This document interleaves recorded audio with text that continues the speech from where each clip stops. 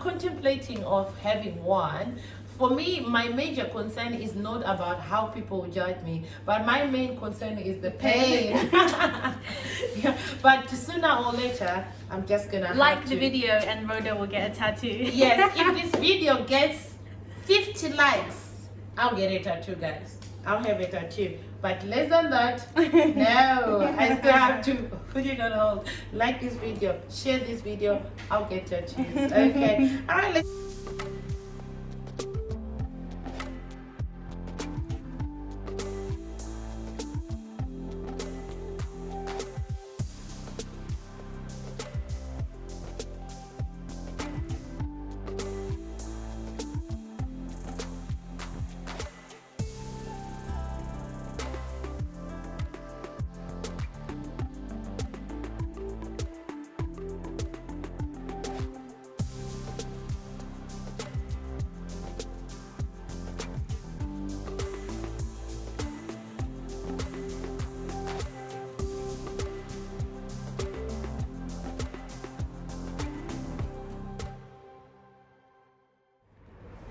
Hey guys, welcome back.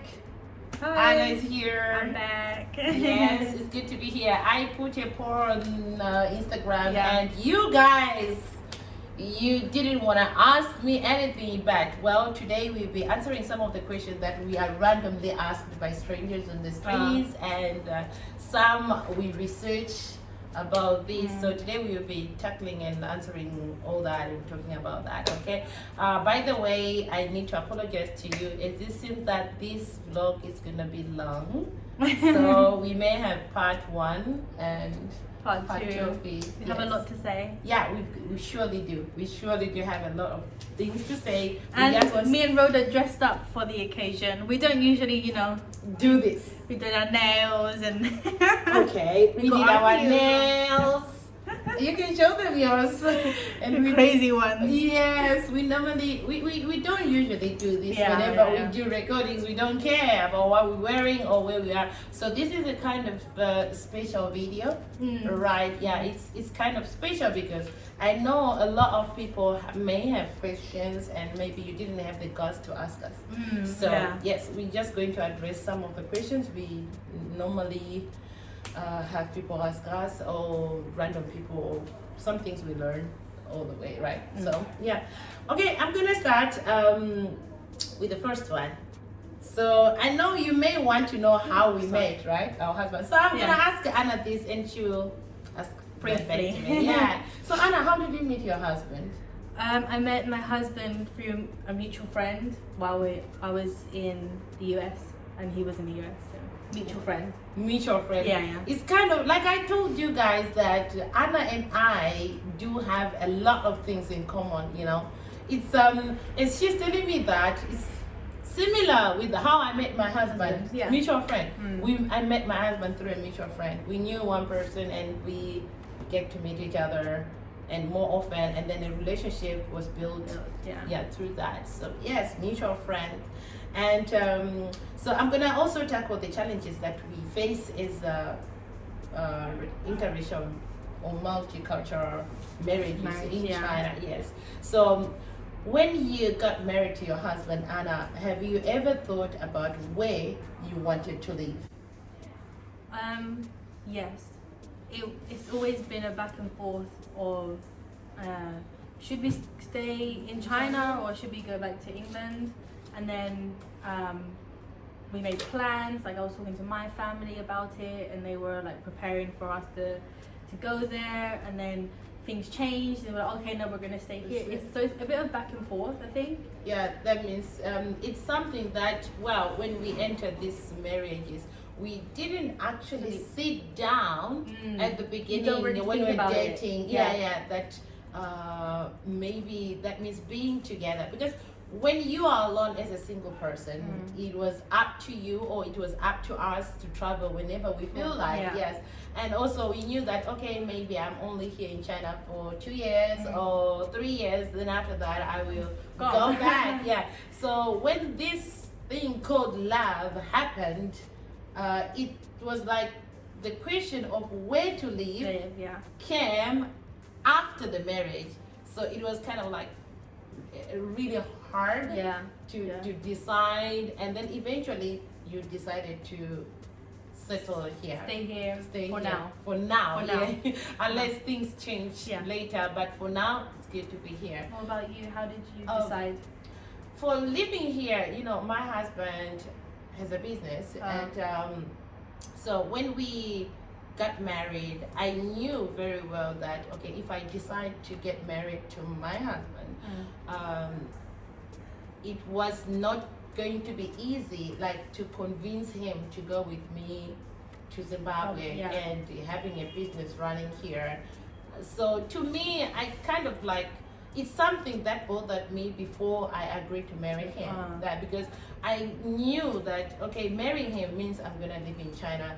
I don't know, maybe at some point we may move or we may live in Zimbabwe. I don't know for now, but for sure when I enter in the marriage, I knew for sure that we're gonna be here for long. Oh, okay. Yeah, for long. So But I think it's also what I thought about it was with my husband. He is an only child yes. in his family, and he's very close with his mom. Yep. And so, but with me, I have 2 other siblings at home. All right. And so for me to kind of, because I think Taking my away. parents are like very important. No, but I think for me, yeah, if me leaving England and coming here, yes, I do miss my family and I miss London. Yeah. But I know that if anything happens to my parents, I have my brother and sister to look after them. Okay. But with my husband, if I felt bad because if I was, his mum would have agreed to it happily, but if I was to take him away from her and something happened, it's a lot harder, especially his parents are not together. Yeah. So for me to just take that, I know that it's not easy. yeah, it's not easy. Yeah. So yeah, Anna is definitely right. Like in most families in China, it's one child, right? They have one child. Yeah. And then when we look at that, fortunately for me, my husband has siblings. He has 2 brothers. So even if he wanted to move, I think it was still okay. But I also kind of feel like relate to your situation with your husband, because although my husband has 2 siblings, right? But they are living in other cities. It's only him who lives in Wuhan, close to the parents. So I know whenever there's a problem, he's the first to reach them and he's there for them. So yeah, I kind of relate to your husband's situation, whereas he is the only child. So we come from big families, so we understand how it is if there is no one to help the parents at home. So. And especially here in China, family, that kind of thing, and the child to look after their mom or their parents. It's very big, right? Yeah, it's they are important. also family oriented. Like Yeah, they are very, really very. family. And what languages do you speak? I mean, in your family, like when you are talking to your husband. In your marriage, yes. What language do you speak? With me and my husband, we communicate in English. Obviously, when we're around his family, it's me and him. It's like mixed. But then when I communicate with his mom and his cousins and other siblings, it's Chinese. Okay. Because they can't communicate any other way. They can't speak English. Yeah. So it has to be Chinese. Yeah. Okay. So in my family, I think it's a different scenario setup. Like my husband's English is not that great, so the language that we use in our family is Chinese. Chinese, yeah. Yes, we use Chinese. I can say 100%. 100% Chinese. It's only now I start to speak English to my son. Yeah, but my husband's family and my husband is all Chinese. Yeah, Chinese. Well, the good thing was I studied Chinese, so it made it better to communicate with each other. If not, it was gonna be a communication. There was gonna be a communication breakdown. Yeah. But because I understand Chinese, so it makes it just natural. It's okay. All right. How about your relationship with the extended family? You as the foreigner coming in the family, how is your relationship with the extended family? Your husband's at first, especially when first time I had to meet my husband's family, of course I was nervous and I was scared, and like in my mind it was like, oh my god, I'm this foreigner coming into this Our Chinese family. But no, his whole family, and especially his mom, were so open and accepting of me, and they loved me straight away. And especially his mom, like my husband has always been like the favorite child, like even with all his cousins and all of that, he's always been the favorite child. In the family. Yeah, but especially because he is the only son. Most of his cousins that are all girls. Yeah, so he's always been like had the most attention and everything. But as soon as I came along, he was no longer the favorite. You took over. Yeah, I took over. Yeah. And it was like that. That's what usually happens. So for you, even with his cousins, his aunts and uncles, the relationship is okay. Yeah, right? yeah. For us, like my family, on my side of the family, I can say yes, the relationship is good, but we seldom meet. We seldom meet. Like here in Weihai, it's only my husband's family. That's it. His mom and his dad. So for his brothers, his cousins, I met them, but not Don't meet them for a longer time. Yeah. So we saw them, but you can see that they are okay and they are worried most of the time, or the few times I met them, their worries were, will I be able to understand them? Do I feel comfortable and something like that? So every time I met them, they try to be extra nice to me, like extra nice, or make me feel comfortable, yes, and not worry, because what they think is, oh, your country is very far from China, so they want you to feel happy, they're extra nice, but I don't know what happens in the background, but the image they portray in front of me is good. I think it is good. Yeah, that's weird. I think a lot of Chinese, well, I don't know, because mine was the same as well. They always had to remind my husband and always say to me, like, Anna's this is not her home country, so you really have to make her feel comfortable and whenever be welcoming and stuff. Yeah, it is. They do care about that. That's one thing I like. They do care about that, and they consider, even when you are wrong, they don't try to portray it that way, because they feel like you will be so sad, you don't have your mom close by to talk to, you don't have your siblings close by to talk to you or to share your concern, so they always want you to feel happy, to have a happy environment. They create that for you, for you. I don't know, like I said, I don't know what will happen in the background when you are not there, but what they show you is what we believe. So they try to I think I was also really scared because of my tattoos. All right. Because although my husband's got loads of tattoos as well, and his mum's got some tattoos. Yeah. So they with his mum and that and his aunt, that side of the family was already very open about it, and they were okay. They accept that because they do have them. Yeah. And, but the only thing I was worried about was, one, I'm a female, and like that might come across very like weird in China. All right. For one, to be a female, to have like loads of tattoos. All right. And especially married to a Chinese man, so that's what I was scared of with his extended family. That was your concern. Yeah, was my tattoos, and would they be accepted of that, especially because mine are on my arms and they're very visible.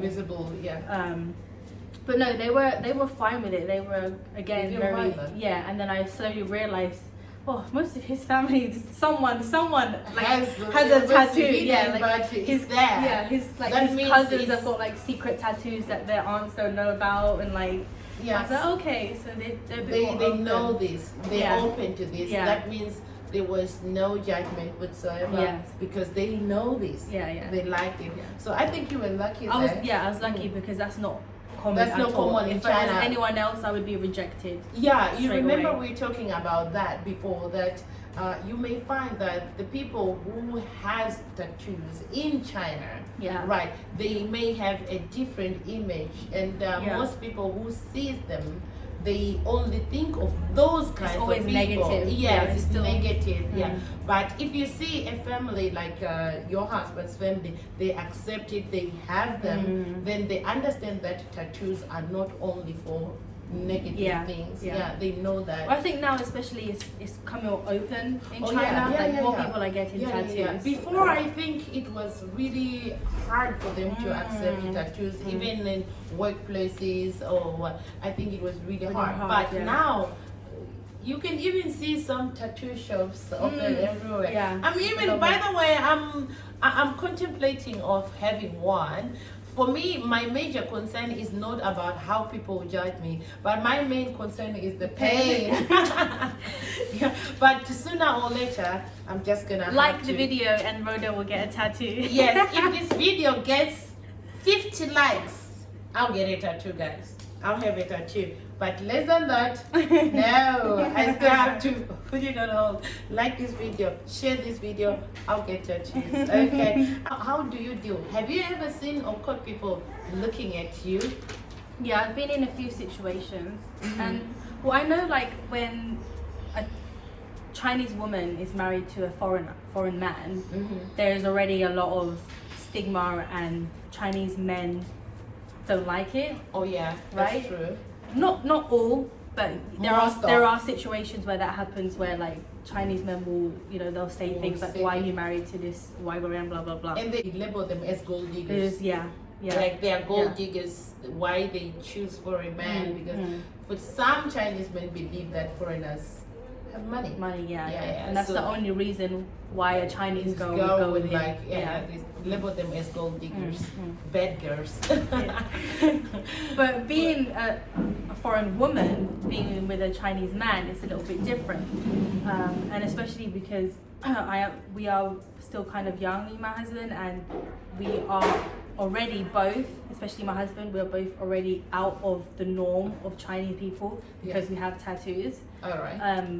We already got a lot of stares. So when we're together, people always obviously they just ask my husband, "Oh, where is she from?" Oh blah, blah, blah. Behind your back. Yeah, where is she from? And then sometimes maybe people don't realize we're actually together, because obviously if we're not like holding hands or something, they just say, we're just friends. We're just friends or something, or we're just like hooking up or whatever. Okay. Or maybe you are classmates. Yeah, something like that. They won't automatically assume that we are married. They won't think it. So until it's like maybe they'll see our ring, or that they'll see that we're talking, or especially if my mother-in-law is with us. All right. And we're having a conversation together, and then they realize, it's a family. Yes. All right. Then there'll be a different approach, more maybe reserved one and proper one, respectful one. So some people will be like, "Oh wow," like they'll be surprised, but they'll welcome it. They'll be happy in a way. Yeah, they'll be like, "Oh, okay, wow, you so married this." Married one of us. Like that. Oh, they married. Yeah, they're really happy. But then you get other people who are kind of like, "Oh, why is he with her?" Like the question is, why are there no Chinese girls here? Yeah. Why did he decide to hook up, or why did he decide to get married to a foreigner? Yeah. Or and even if my mother-in-law is with us, they won't even say anything to me or my husband. They'll ask my mother-in-law questions. Like, "Oh, are they like together?" And then when they realize that we're together, they'll say, "Oh, how do you feel about it?" Like having a daughter-in-law. Like they want to ask her all these questions about it. Yeah. So this is something that I find is weird here too. So being in this interracial marriage, in other countries nobody cares about who you're married to, whether your husband is from another country. What nobody cares is your business. You have to handle.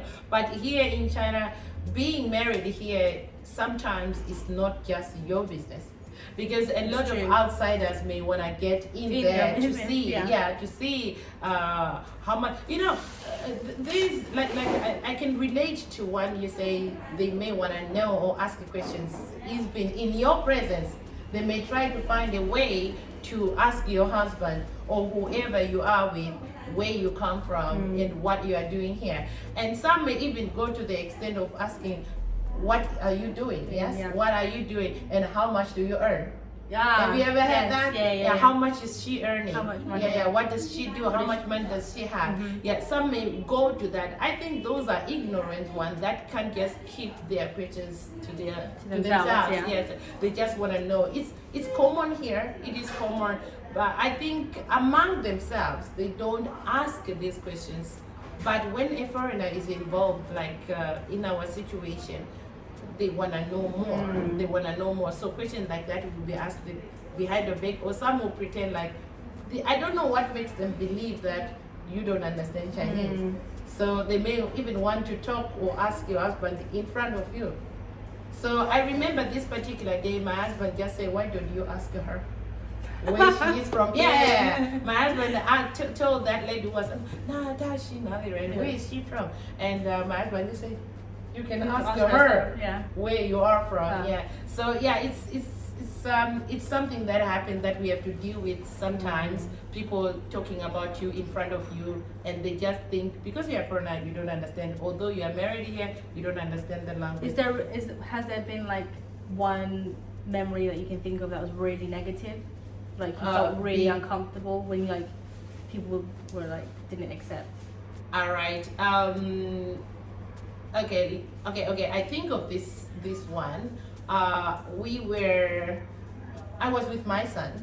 You know, when my son was young, when he was really young, I think when he was a year or so, my son looked like skin-wise, he looked Chinese. He was much fairer than now. Now he's like taking after me. He's becoming closer and closer to me, although there is that some different thing. But then he was more like my husband. More like my husband. They look literally the same and you couldn't tell them apart. Yes. Now he's favoring me now that he's growing up. His skin is favoring my skin now. So I was walking with him, with my husband and my son, right? And I was holding my son, and a lady approached us and asked my husband whether I was a nanny. Yeah, whether I was a nanny, helping him take care of the child. Yeah, whether I was the nanny. So it made me a little bit unhappy. Yeah. But then I realized that some people are ignorant. Yes, so I didn't. And my husband didn't have time to answer. Have to explain. He didn't even explain. It was none of your business. He didn't even explain. I think he was also more like offended with that. So he didn't like it and he didn't even want to explain it. So he just, let's go. Let's just go. So we just continued to walk, and that woman just maybe got it and just left. And on another better side where that happened is when I was actually pregnant, right? And you know this maternity routine that you have to go to the hospital for checkup and stuff like that. So my husband never missed an appointment with me. So each time we'd go together. And according to the Chinese law, whenever a person is pregnant, when they do the ultrasound, they will not tell you the gender. Based on the maybe previous issues whereby people were only one-child policy, and most families would choose to have a son. So once they were told that they are having a girl, they try by every means to have that pregnancy terminated. So because of that, for a long time, doctors were not telling their parents the gender of the child that we're expecting. So this other day I was going for my routine checkup, and that day I had an ultrasound set up for that. And the doctor did an ultrasound on me, and I was with my husband. So the doctor, in her mind, I was a foreigner, so in her mind she just thought that my husband was my translator. She didn't even ask or put together that we are a couple. So she just thought it was. And if you're a foreigner, yes, they will tell you the gender of the child you have, because you're a foreigner, the law doesn't affect you. So she just asked my husband, "Oh, can you ask her whether she wants to know the gender of the child she's having?" And my husband just said, "Yeah, she wants to know," you know. And so I just smiled. My husband said, "Yeah, she wants to know." And the doctor said, "Oh, she's having a boy." And my husband was like, "Wow, we are having a boy." And the doctor said, "What? are you married? You say, yeah, we are married. And then you say, I thought you are the translator. I say, no, she's my wife. And I'm like, oh my goodness, I already told you, but it's a good thing, yeah? It's a good thing. And so that was the right side of it. That, yeah, the doctor didn't expect that we were a couple. Yeah. So she told us the gender, what she was not supposed to tell us. You. Yeah, in that situation. So that was a good thing. Although you have those ones and bad ones. So have you ever had a situation where you felt really uncomfortable, like being in a marriage, like being in a marriage to a Chinese man, and you felt really uncomfortable here? Yeah, I think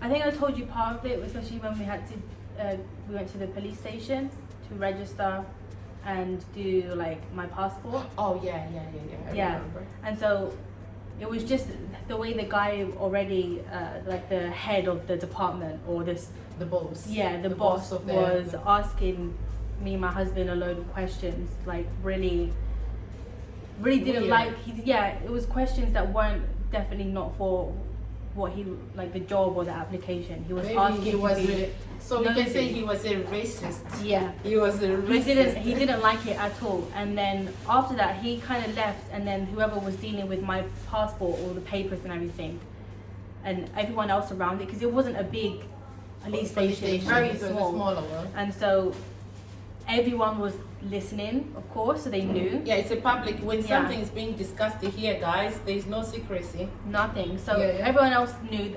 All the other police workers, they stopped what they were doing and they were listening. And watch. Yeah, and then so after that, we had to sit and wait for a minute to get my passport back.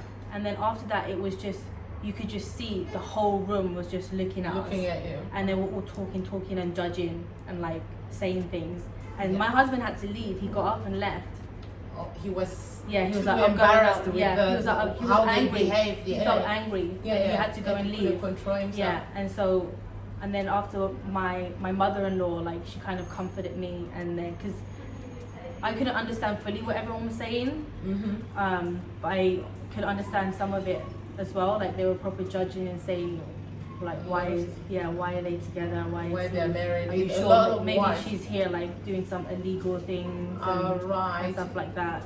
And then they were questioning, she doesn't even look like she's from England, like just really judging. Yeah. It happens, guys. It happens here. It does happen. Like I remember last time when you talk about that issue, you find that when you go to the police station, the officer who is dealing with your case has the final say, guys. Yeah. So you can't actually say, okay, the treatment I got here is not right, so I'm gonna take it higher or to your boss or something like that. You can't do that here. How it is here is like the police officers have the equal power, right? Yeah. So if they say no, it's a no. So if they like you, they may not even try to put you under pressure. If they like you from the word go, they'll just do your things smoothly and effortlessly. No problems. Yeah, but if some of them, they are there that when they look at you, I don't know why, they just have that kind of hatred, or they don't like foreigners, or they don't, I don't know.